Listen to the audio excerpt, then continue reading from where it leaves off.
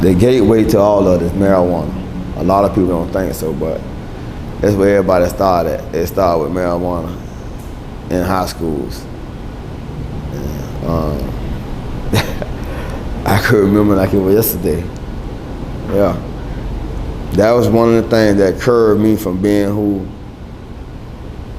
who I can, all I can be in life. But I was a product of my environment, honestly. Like, I was introduced to it. You know, not only living in it, I was introduced to it. Like I say, it was hard, but it was fair. It ain't like I ain't have choices. You know, but the money, at that age, you 16, 15, I got out the gate, I was 14, 15, 16, and you making, I'm walking around with $1,000 in my pocket at school. Like, I thought that was the real. I thought that was it. That was the highlight of my life. Like, it wasn't nothing.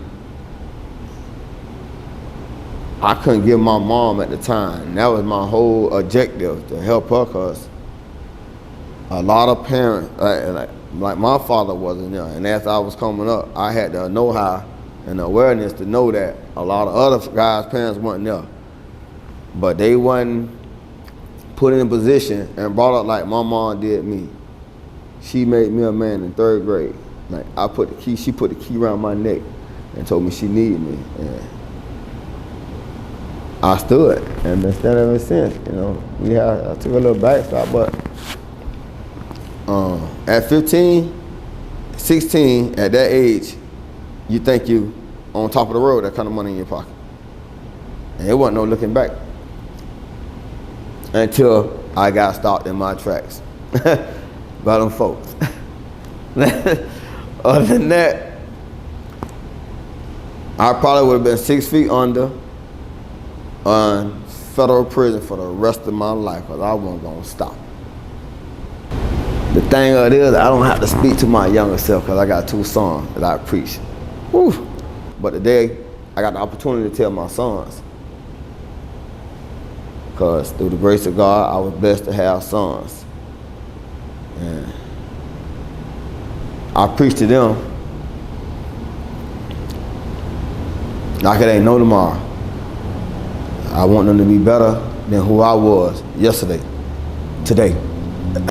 With that being said, whether she know it or not, my daughter, which is Shanice, inspires me a lot when it comes to religion. I watch her grow up as a young child, and her grandmother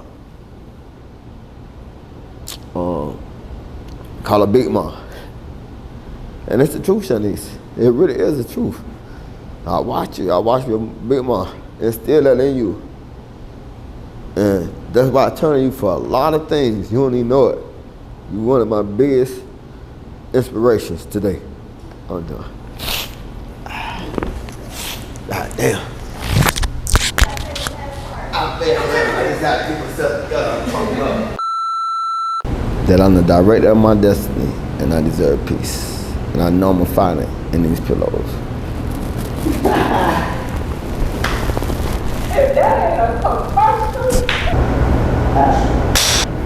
So, a lot of people didn't expect that from me, because I was in a praise team every Sunday singing leads, and I was in church heavy. I was at church almost 4 days out of the week, and I was at church on Sundays 3 times out of the day, 7 a.m., 11 a.m., and then 7 p.m. So nobody expected me to go off and get pregnant. So when I did get pregnant, I feel like a lot of people were disappointed. And one of my professors, he automatically assumed that I wasn't with my child's father at the time. I think that was the first time that I realized that in the eyes of others, I'm probably a statistic. And I didn't take that well. I didn't take it well at all.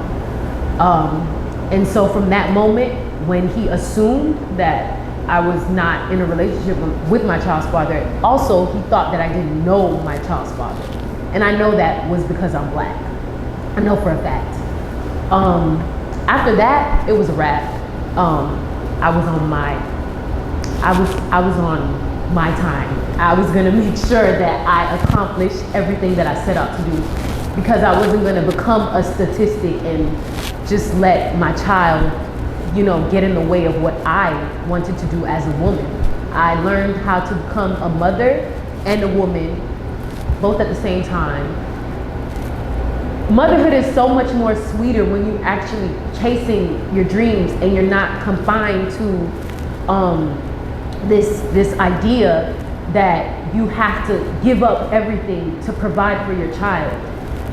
I have faith. Like, I didn't know where the money was gonna come from, especially after her father and I separated and we weren't together. I didn't know where the money was gonna come from for providing for my child. I didn't know what I was gonna do. But I'm sitting here right now and I'm up. Like, and I'm only up. I've graduated college. I'm only up because I kept going. So the only thing I could say is just to keep going. Like, if you want something, just keep evolving. As a woman, keep evolving. Having children is a blessing if you actually take the time to understand your body and who you are as a woman. Like, you're powerful. You brought another human being into the world. That was a dangerous thing in itself, and you did it. Your child's here, you're here. That's a blessing. So that just means keep going. Like, don't stop, keep going. I realized that I am the director of my own destiny, and I deserve peace. My child was good. I grew up in a home with both parents, a sister. My parents were, I want to say controlling, but they were more of, they had me focused on what I needed to do to accomplish and reach my full potential and success in life. I used to just think that they were strict and, not allowing me to do what I wanted to do. But as I got older, I started to realize that it wasn't about what I wanted to do, it was about getting me in the right direction to be successful. Played football since I was 6 years old, all the way through college. But I found out after college that my true love was in gaming and streaming. I went to college at St. Francis University up in like Pittsburgh, Loretto area, Pittsburgh, Pennsylvania. And they weren't really used to me, my energy, my character. I'm not saying I had a bad character, but they weren't used to me being black. They weren't used to none of that. Cause there's nothing but a bunch of white people, rednecks, stuff like that.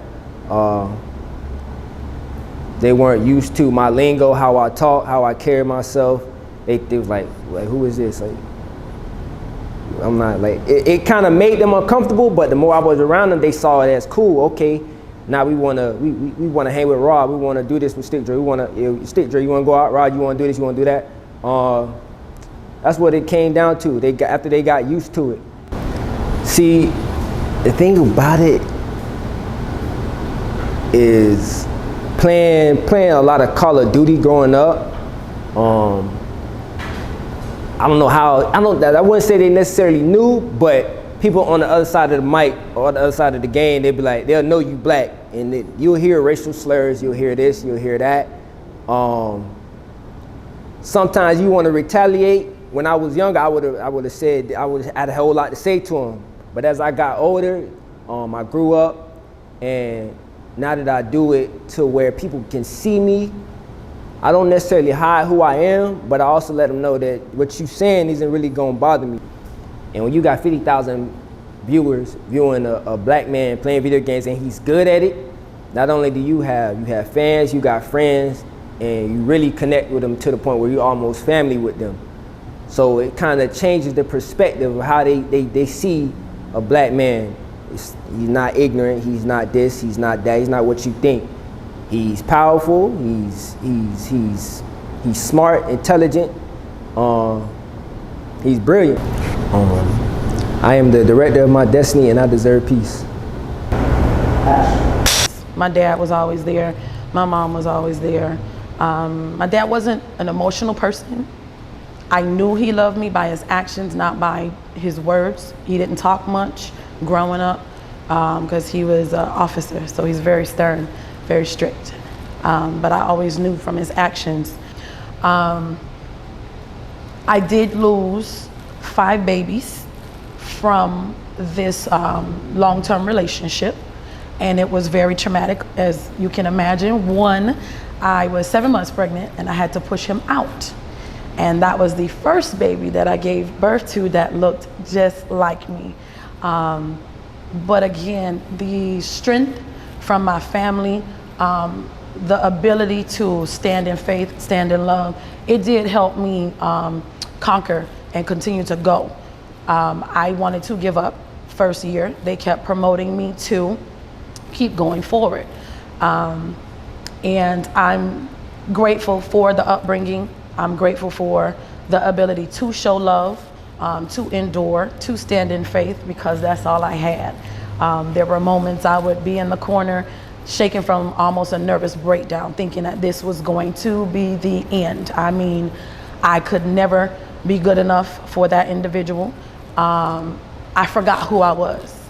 And as an adult, I had to realize I allowed myself to lose who I was. He couldn't just do it, I allowed it.